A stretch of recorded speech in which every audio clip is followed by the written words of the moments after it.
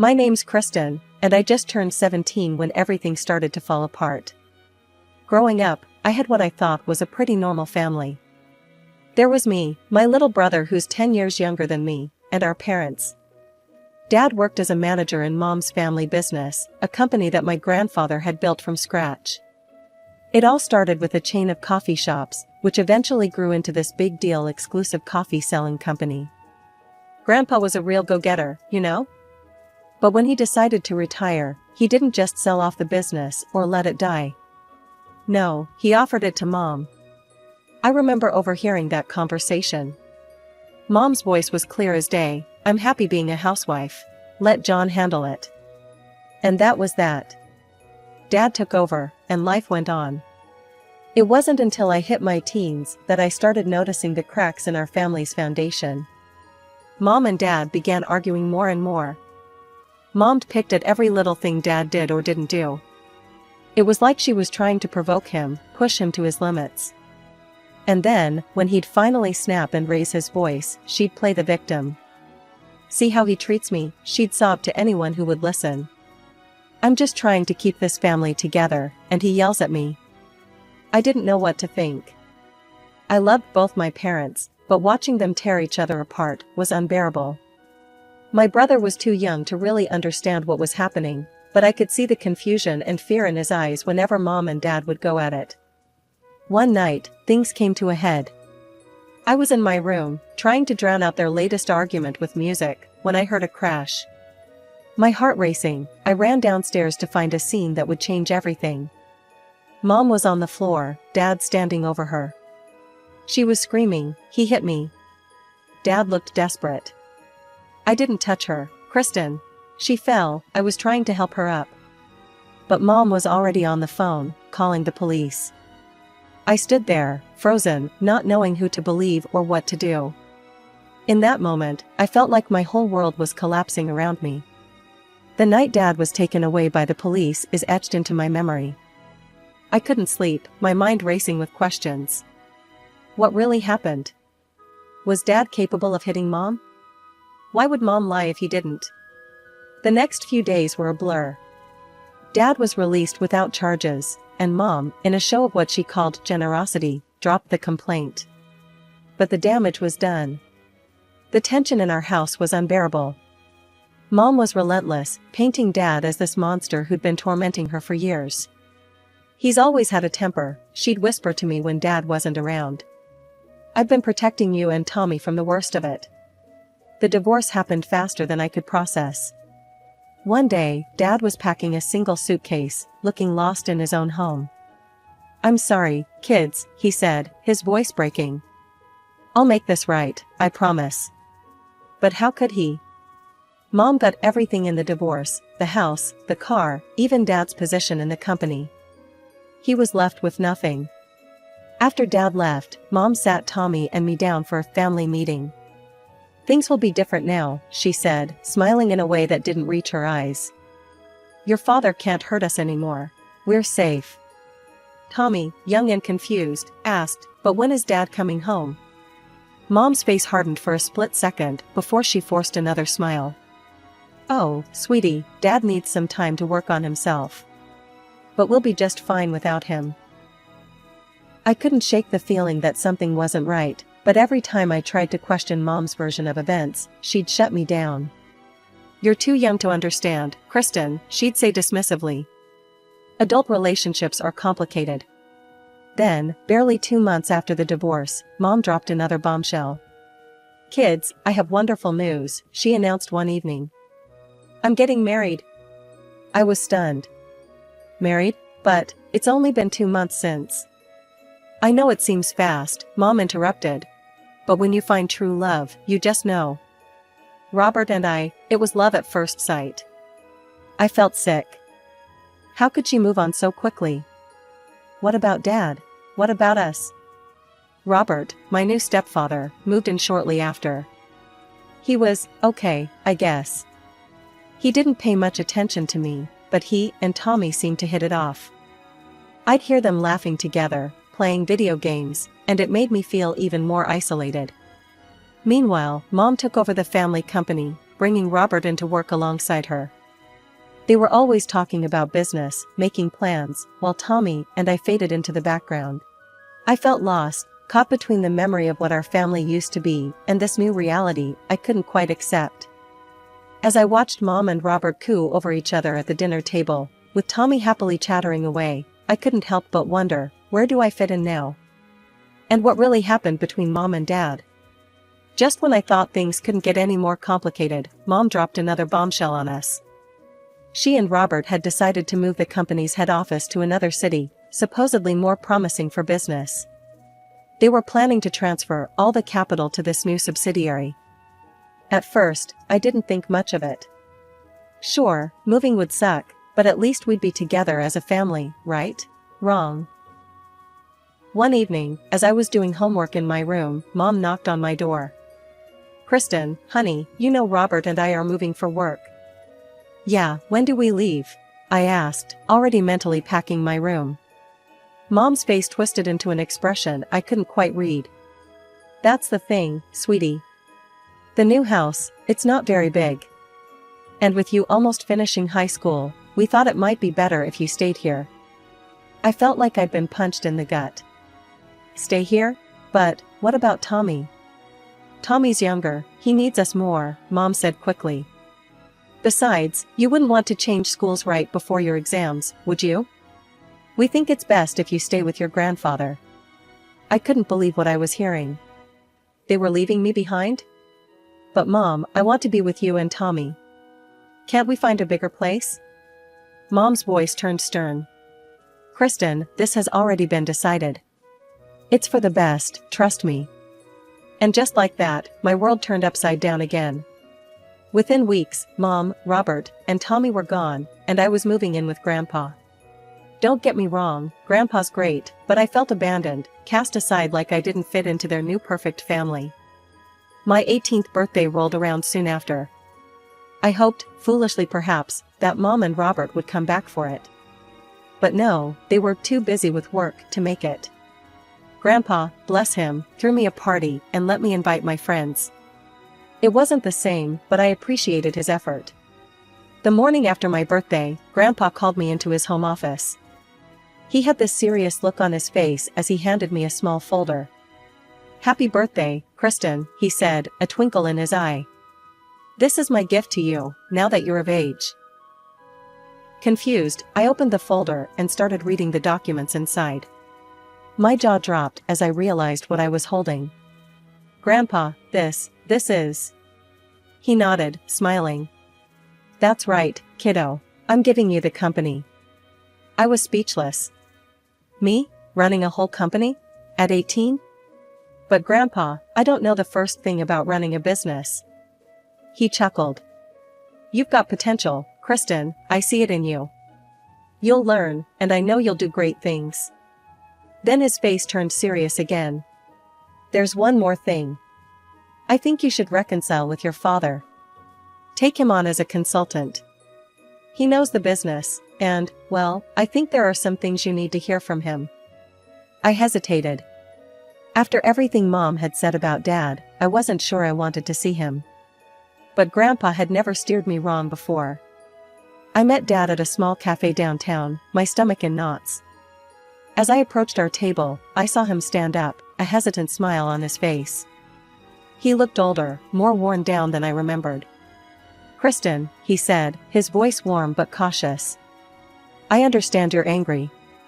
Your mother probably told you a lot of things about me." "Yeah, she did," I snapped. "How you were abusive, how you hit her. How could you, Dad?" He took a deep breath. "Kristen, what your mother told you, it's not true. I need you to listen to what really happened." For the next hour, Dad laid out a story that shook me to my core.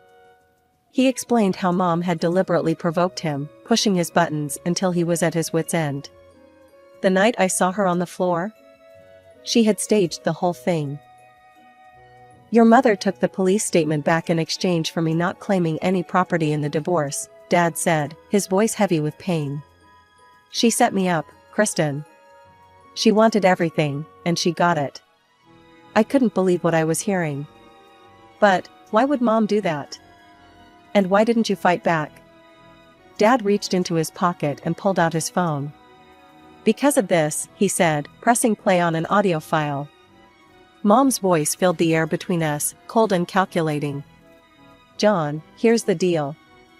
You leave quietly, sign over everything to me, and I'll drop the charges.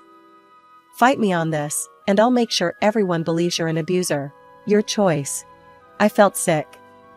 Dad, why didn't you use this in court? You could have proved your innocence. He shook his head sadly. It wouldn't have changed the outcome, Kristen. Your mother had made up her mind. But more importantly, I didn't want to put you through any more pain. You were already dealing with so much. In your teenage years, you need support, not more family drama. Tears welled up in my eyes. Everything I thought I knew was a lie. I'm so sorry, Dad. I should have known, should have trusted you. Dad reached across the table and squeezed my hand. It's okay, sweetheart. I'm sorry too. I know I worked too much when you were younger. I should have been there more. We sat in silence for a moment, both processing the weight of everything that had been said. Then, wiping my eyes, I remembered why I had originally reached out. Dad, there's something else I need to tell you, I said, my voice shaky but determined. Grandpa, he gave me the company. For my 18th birthday. Dad's eyes widened in surprise, then crinkled with pride. Kristen, that's incredible. Your grandfather always had a good eye for potential. He must see great things in you. I felt a warmth spread through my chest at his words. But Dad, I don't know the first thing about running a company. I need help. Without hesitation, Dad smiled. I'd be honored to help you, free of charge. I'll guide you through everything you need to know. As we continued talking, making plans for the future, I felt a mix of emotions. Anger at Mom for her deception, sadness for what our family had lost, but also hope. Hope that with Dad's help and Grandpa's faith in me, maybe I could turn this unexpected gift into something amazing. The months flew by as I settled into my new life with Grandpa. Before I knew it, I was donning a cap and gown, graduating high school with honors. It felt surreal, walking across that stage without Mom, Robert, or Tommy in the audience. But Grandpa's proud face and Dad's supportive presence made up for it. With graduation behind me, I threw myself into preparing for college. Thanks to my grades and extracurricular activities, I managed to secure a full scholarship. I decided to major in business management. After all, I had a company to run now. The day I got my acceptance letter, Grandpa insisted on throwing a little celebration. Just the two of us, some cake, and a toast to the future. We were in the middle of our second slice when the doorbell rang. Grandpa frowned. Were you expecting anyone? I shook my head, equally confused. When Grandpa opened the door, I nearly dropped my plate. There stood Mom and Robert, looking as if they owned the place. Mom barely glanced at me. Her eyes were fixed on Grandpa, her expression stormy. Dad, we need to talk. Now. Without waiting for an invitation, she strode into the living room, Robert trailing behind her. I watched, stunned, as she rounded on Grandpa. Why can't I access the company accounts, she demanded. And who gave you the right to block the capital transfer to our new subsidiary? Grandpa stood his ground, his voice calm but firm. Sarah, the company no longer belongs to you. It's Kristen's now. Mom's jaw dropped. For a moment, she looked like a fish out of water. Then her eyes narrowed, darting between Grandpa and me. What do you mean, it's Kristen's? She hissed. Exactly what I said, Grandpa replied. I gave Kristen the company for her 18th birthday. All decisions about its future and finances are hers to make now. The shock on Mom's face quickly gave way to a simpering smile as she turned to me. Kristen, sweetie, I've missed you so much. Why don't you come live with us? We've settled in so well in the new city.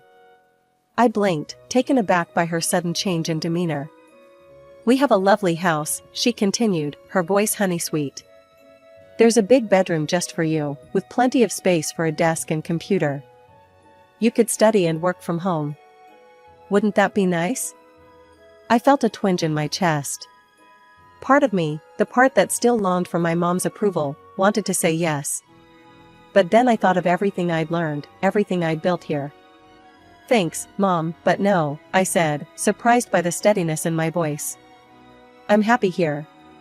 I have my friends, my life, and Grandpa. Besides, I start college soon. The tension in the room was palpable as I stood my ground against Mom's manipulations. Her sweet demeanor quickly soured when she realized I wasn't going to be swayed. Fine, she snapped, her voice losing its sugary coating. If you won't come to us, we'll move back here. We can all live in our old house, just like before. Wouldn't that be nice, Kristen? I shook my head, feeling a strange mix of sadness and determination. No, Mom, that's not going to happen either. I could see the anger building in her eyes, her facade crumbling rapidly. It was now or never. Mom, I said, my voice steady despite my racing heart, I want you to tell me the truth. What really happened between you and Dad? Why did you really get divorced? For a split second, confusion flashed across Mom's face. Then, as if on cue, tears welled up in her eyes.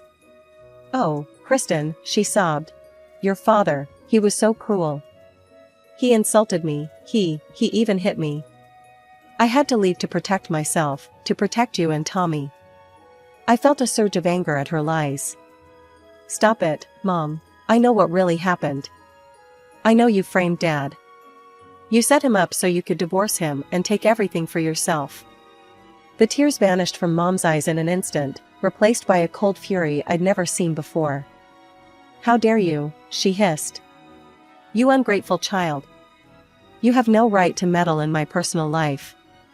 She turned to Grandpa, her voice rising. Everything here belongs to me.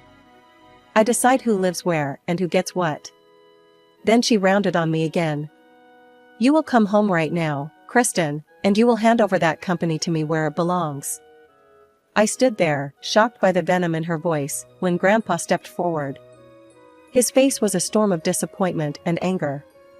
That's enough, Sarah, he said, his voice low but powerful. You seem to have forgotten a few important details. This property, including your old house, belongs to me, not you. And the company? That now belongs to Kristen. I gave it to her, and it's hers to do with as she sees fit. Mom's face went pale, then red with rage. She opened her mouth to argue, but Grandpa cut her off. I've heard enough, he said firmly. I'm ashamed of you, Sarah. I raised you better than this. Now, I think it's time for you and Robert to leave. You can't kick us out, Mom shrieked. I'm your daughter. Grandpa's expression was stone. And Kristen is my granddaughter. A granddaughter who has shown more integrity and strength in the past few months than you have in years. Now, leave, both of you. I watched, a mix of emotions swirling inside me, as Grandpa ushered Mom and Robert to the door. Mom's face was a mask of fury and disbelief as the door closed behind them. As the sound of their car engine faded away, I sank onto the couch, feeling drained. Grandpa sat beside me, putting a comforting arm around my shoulders. As we sat there in silence, I couldn't help but wonder what would happen next. The confrontation with Mom had been explosive, but somehow, I knew it wasn't over. This was just the beginning of a new chapter in our complicated family saga. The morning after Mom and Robert's dramatic exit, I woke to the sound of hushed voices downstairs. Curiosity getting the better of me, I crept down to find Grandpa and Dad in deep conversation in the study. Kristen, Dad said, noticing me first. Come in, sweetheart. We were just talking about you and Tommy. I entered the room, my confusion evident. What about Tommy? Grandpa cleared his throat. I've asked your father if he'd be willing to seek custody of Tommy. My eyes widened. Really? But, how? Dad nodded, a mix of determination and hope in his eyes. Your grandfather thinks we have a strong case, especially with what he's discovered. Grandpa reached for a thick folder on his desk. Kristen, sit down. There's something you need to see. With trembling hands, I opened the folder. Inside was a detailed report from a private investigator. As I read, I felt my world tilt on its axis once again. Mom was cheating on you? I looked at Dad, horrified. With Robert? For years? Dad nodded grimly. It seems so. Grandpa pointed to several documents. Hotel receipts, gift records, old text messages. Your mother and Robert had been carrying on an affair long before the divorce. But how did the investigator get all this information? I asked, bewildered. Grandpa's eyes narrowed. Robert made a crucial mistake. He threw away his old phone when he bought a new one. Our investigator managed to recover it, and it was a goldmine of information. I felt sick. But, why all the theatrics with the divorce then? Why accuse Dad of abuse? It was Robert's idea, Grandpa explained, his voice heavy. According to their messages on that old phone, he suggested she frame your father for domestic violence. It was all a ploy to ensure she got everything in the divorce. Tears stung my eyes.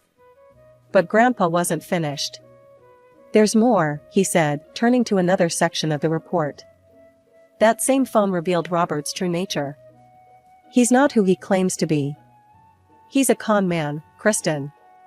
The phone had messages with other women. He targets wealthy women, marries them, and then disappears with their money. The pieces suddenly fell into place. That's why he was so keen on moving the company and transferring all the capital, I gasped. He was planning to steal it all along. Grandpa nodded gravely. Exactly. And there's one more thing you should know. I met with your mother and showed her all this evidence. But she refused to believe it.